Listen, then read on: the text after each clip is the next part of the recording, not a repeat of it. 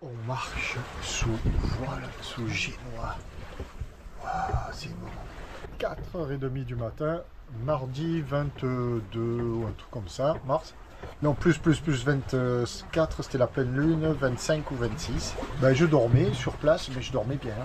Et puis il y a eu la pluie, j'ai entendu la pluie. Et entre mon rêve, la pluie, tout ça, et d'un coup j'ai entendu un fort clapot, là, clac, clac, clac, clac, clac, contre la coque. Je me suis dit, oh, là il y a une activité qui n'est pas tout à fait normale. Bon, ben debout et tout. Et là il y a 9 nœuds de vent. 9 nœuds, on marche entre 3,5 et 4,5 en fonction des surfs. Mais le génois entièrement sorti, déroulé, ben, il ne claque pas, ce qui veut dire qu'il y a il faut 7 à 6, 7 à 9 nœuds de vent minimum pour que ça se passe ainsi. Ben, donc on est reparti, quoi. On est à une trentaine de milles de l'équateur, on va savoir, et on le passe aujourd'hui. Alors il y a un peu d'air parce qu'il y a une activité nuageuse dense, très dense, des orages, des grains un peu partout autour de nous là, mais tant mieux, bon mais tant mieux. Il faut qu'on avance, quoi. Ah, c'est cool ça. Ouh. Une grille. Quand tu te mets à apprécier les grains, parce que moi ça accélère un petit peu ce voile. Là il est, je sais pas, 6h30, ça flotte. Jusqu'à maintenant, tous les grains que j'ai traversés, les vents, ben, je l'ai déjà dit, hein, ne sont jamais montés au-delà de 20 nœuds, et une seule fois. Sinon ça reste très correct. Bon, ben là, depuis 4h30 ce matin, ben, on fait de la voile, on avance. Et là, sous le grain, on fait du 5 nœuds. C'est bon! C'est bon!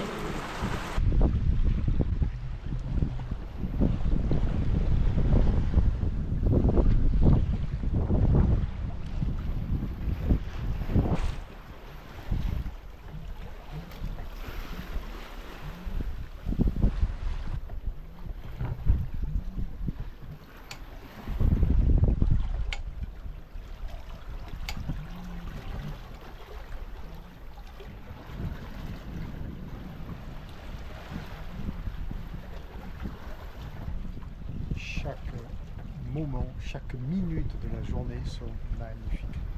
Regarde-moi ces ciels-là. C'est magnifique. Et puis quand il y a un petit vent comme ça, là, de 8-10 nœuds, tu trouves encore tout cela beaucoup plus magnifique. On avance, c'est bon, quoi. Qu'est-ce que c'est bon. Juste ça, jusqu'au bout. Juste. Les copains, hier ou avant-hier, m'écrivaient que à partir de ce midi, c'était pétole absolu. Donc il n'est que 8h30, là, il faut en profiter, quoi. Pourvu que ça ait un peu évolué depuis hier ou avant-hier. Ça fait super plaisir, c'est que après 1 an et demi en Afrique de l'Ouest, vraiment le bateau est soumis à des conditions météorologiques très difficiles, beaucoup de sable, beaucoup de vent, de la pluie, mais pas longtemps, quoi. La poussière, la pollution. Globalement, là c'est juste. Et j'aime tellement le voir comme ça, quoi. Cette pluie-là, enfin pas permanente, mais cette pluie quotidienne, il y a juste un bon polish à faire, on le voit quand même. Et il est comme neuf, le Tabasco. Les chromes magnifiques.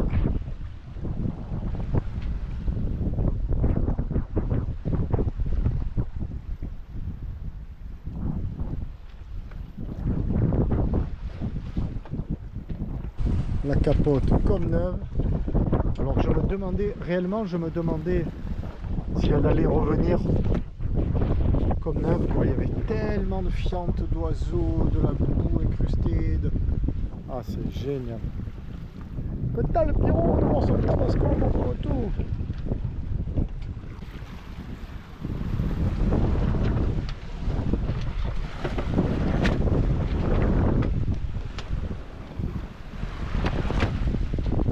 Voilà ce que j'aime pas, quand ça claque comme ça. Mais comment faire? Cette grosse houle et ce vent, bon, qui n'est pas plus, c'est pas du 15 nœuds, hein. Il s'abricole encore sur Tabasco. Je finis d'installer la commande de pilote. Et finalement, je me suis rendu compte que ce cerclage de façade là s'enlevait. Et donc, c'était plus facile, on pouvait aussi installer, visser par devant, quoi. Alors que je suis allé visser ces deux vis là par l'intérieur. Tu te rends compte? Donc là j'en ai fixé 2 nouveaux, ici, ici. Mais ils gênent un petit peu pour remettre le cerclage là. Donc il faut limer.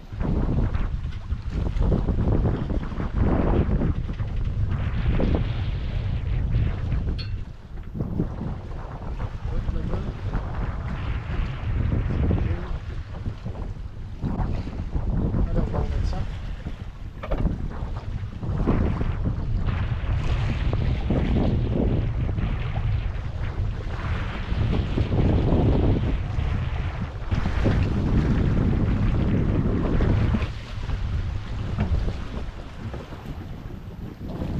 On n'entendrait presque rien, mais pourtant,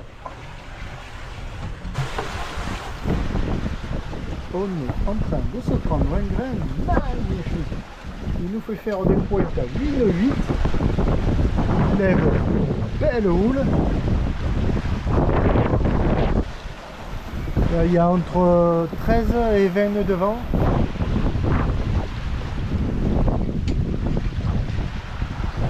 Bienvenue sous l'équateur. Alors depuis la Best Aventure, tiens, de l'autre jour, ben, je ferme mes capots. J'ai en permanence la microfibre, comme ça, j'essuie avant de fermer. C'est très très beau. C'est très beau. Les lueurs changent, les éclairages changent, les vagues évidemment, les ondées.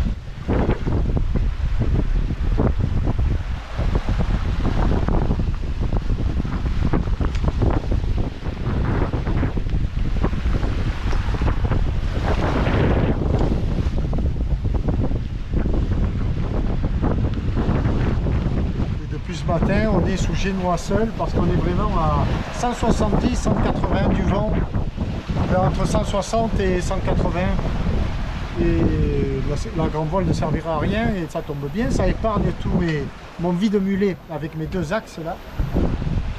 Il faut que je ménage.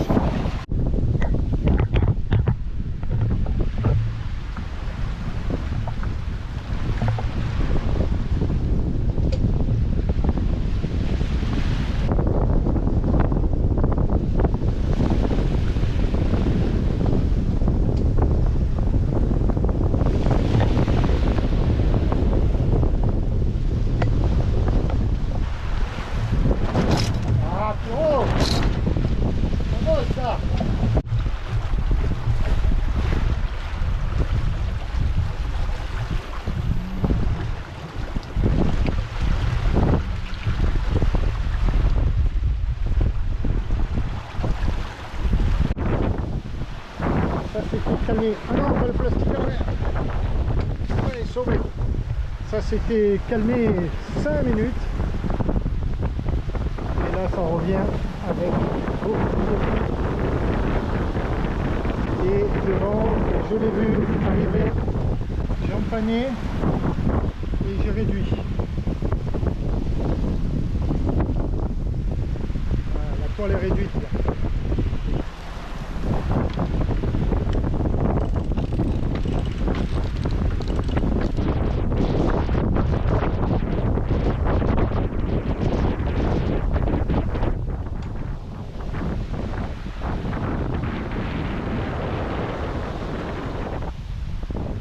Là, on a 17 nœuds de vent, mais beaucoup de pluie.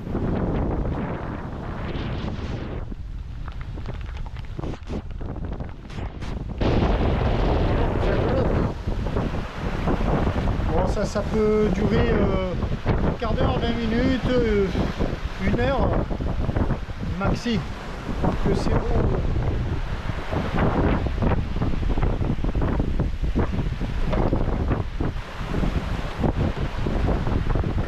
On va même réduire encore un petit peu. Je vais prendre la barre. Pour tester, je prends la barre. Voir ce que ça donne.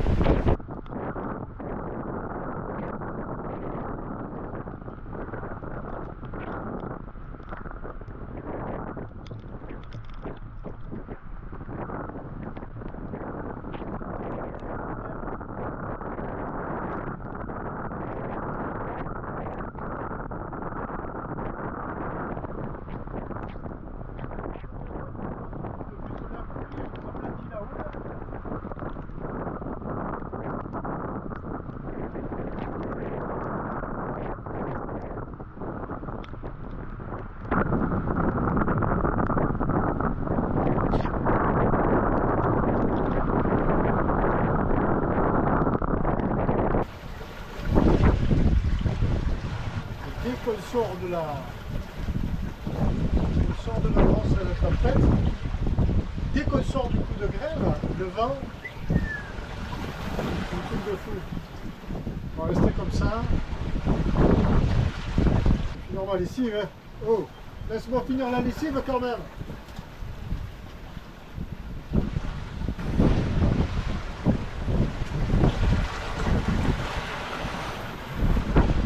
Et ben voilà, on est dans l'hémisphère au sud. Alors j'ai raté le 000. Bah, il faut le faire, hein. Je le guettais. Bravo Pierrot.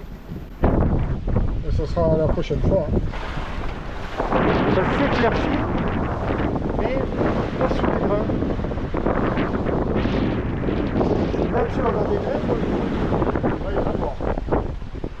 Eh ben, cet équateur, il nous les fait mériter cet hémisphère au sud. Passage de l'équateur à midi 5. Allez, ça glisse. J'ai encore réduit à l'avant, ça force encore. Une pointe à 26 nœuds et ça va s'établir comme ça. On n'a pas douté. Et du vent qui voulait glisser, on voit la serre. C'est bon, ça fait du bien. Ça glisse comme ça. Après, il ne faut pas que ça monte à 50 nœuds non plus. Ça bouge. Ça serait un comble de devoir mettre le moteur pour charger les batteries.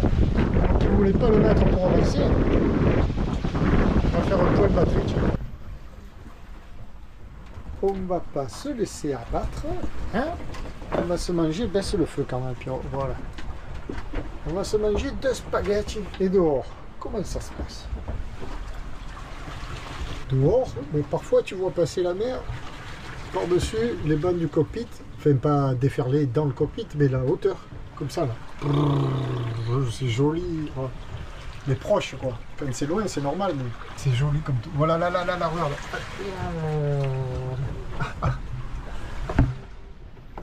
Alors, eh ben, on n'est plus sur un régime de grains, là. On est sur un régime de vent fort et mer très fort, même.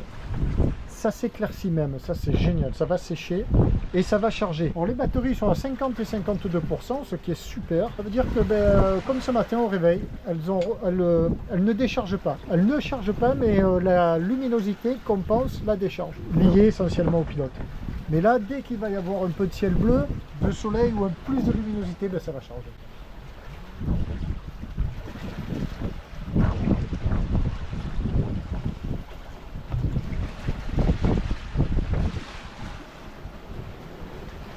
Il est 20 h, fin d'une belle grosse journée de navigation.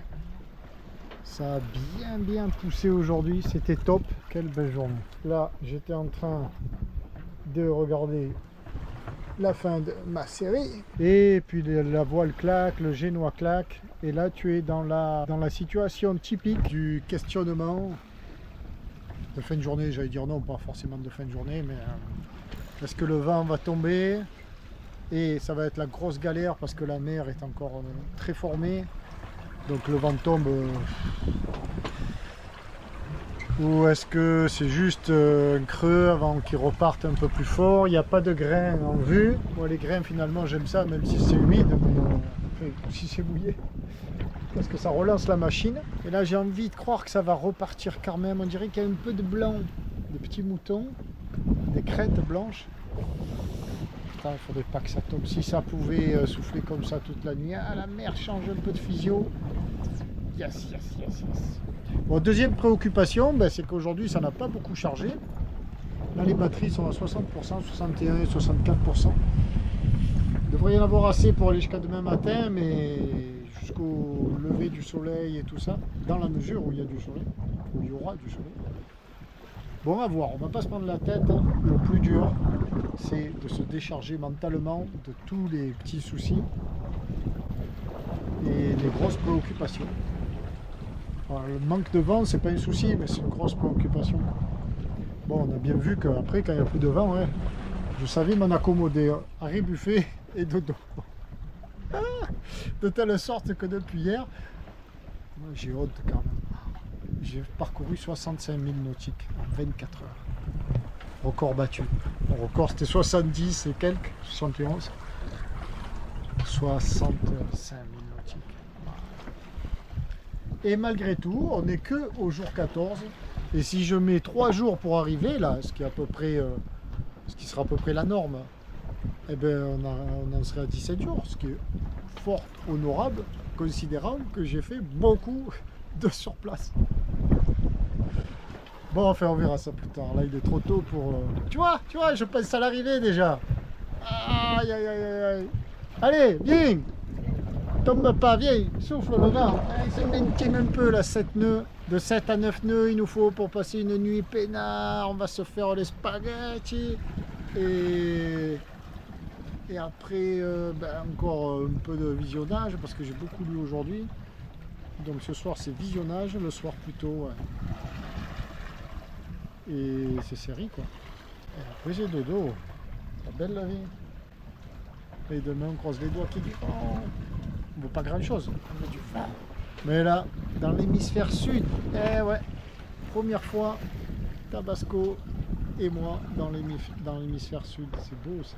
Bon, allez, on fera un point dans la nuit, si je dors pas, ou à demain. Fin du jour 14.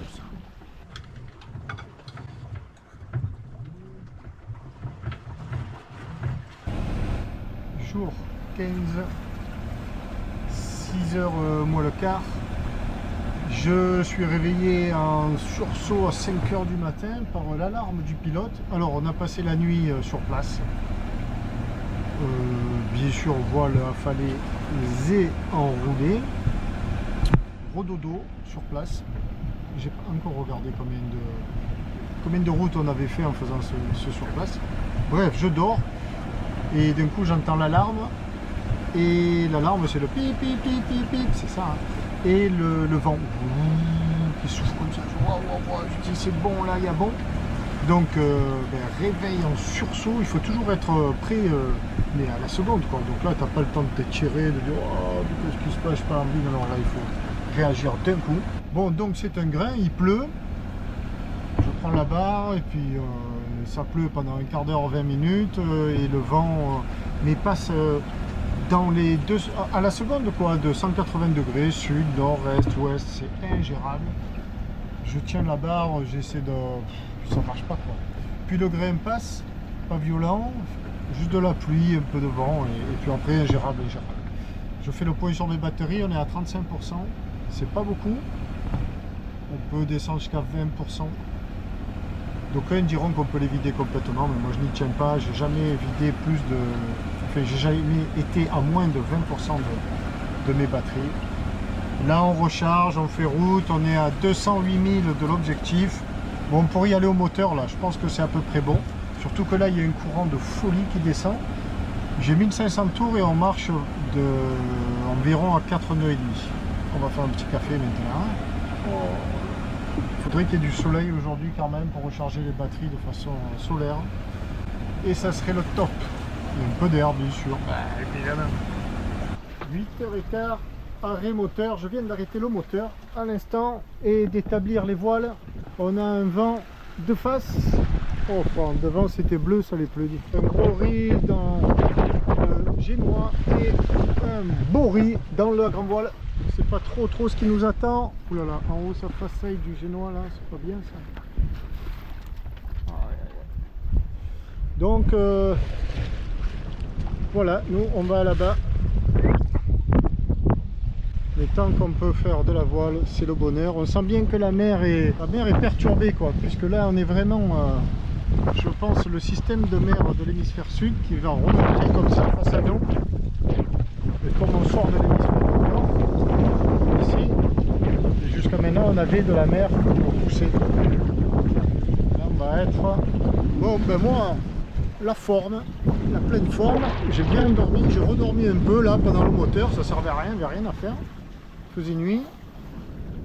Maintenant on va faire glisser, on va regarder ça un peu sur le... Oui. On va regarder un peu ça sur le moteur là. Et après on rangera tout ça. Jamais sur Tabasco de drisse, d'écoute, de bout qui traîne. Donc nous sommes ici, nous allons là, il y a 200 000 nautiques. Et voilà, le cap On est à 40 degrés du vent. On peut serrer un peu. On va essayer. Et après, c'est toujours pareil. C'est un compromis cap-vitesse. Là, on marche quand même pas trop mal. On va rester comme ça. Oh, c'est cool. Tout va bien. Et tout serait absolument parfait s'il y avait du soleil pour recharger les batteries. Mais il est que 8h25 en même temps. On va laisser un peu de temps au temps. On a 57% de batterie là. On va voir un petit peu venir. En 3 heures, on a rechargé 20%. On a remis la veste de car. Il y a le grain qui arrive par là. Tant mieux. Tant mieux, tant mieux, tant mieux. Il faut des grains. Les grains nous permettent d'avancer. En plus, là, on est passé en régime, je le disais tout à l'heure, je crois, d'hémisphère sud. Donc, c'est du vent un peu de face, mais on fait un cap nickel sur les îles. Bon, le point d'aboutissement, c'est Fernando de Noronha. C'est un archipel, enfin une île avec des cailloux autour, qui est, paraît-il, cette île magnifique. Elle est à 350 000 de la côte la plus proche du Brésil, c'est une île brésilienne. On va s'arrêter là-bas, objectif, faire le complément de gasoil, on ne sait jamais, et visiter. Je vais essayer de trouver un axe, c'est-à-dire un axe de 10 fileté, avec les boulons je les ai pour cet axe du vide-mulet, donc de ma bombe, forcément casse, j'ai de quoi remplacer. J'ai pas prévu ça, et c'est une grossière erreur. Et d'ailleurs, je ne comprends pas que personne n'en parle de ça, quoi. Je vais engueuler Philippe, mon maître voilier, là, qui a regréé mon bateau, et il aurait dû m'en parler de ça. Il y a des conseils que les pros ne donnent pas. Et j'ai ma petite idée là-dessus, mais bon, allez, je vais rien dire. Enfin, je veux dire, eux, ils font pas de navigation, les pros, le plus souvent, quoi. Ou alors ils ont navigué il y a longtemps, mais puis ils n'ont pas le temps. Efficacité. Donc aujourd'hui, ben voilà, on prend de l'eau encore. On s'en moque. La charge, bon, j'ai mis le pilote sur 2, niveau de réponse 2, ça le fait. Et dans le grain, ça mollit, quoi, c'est fou.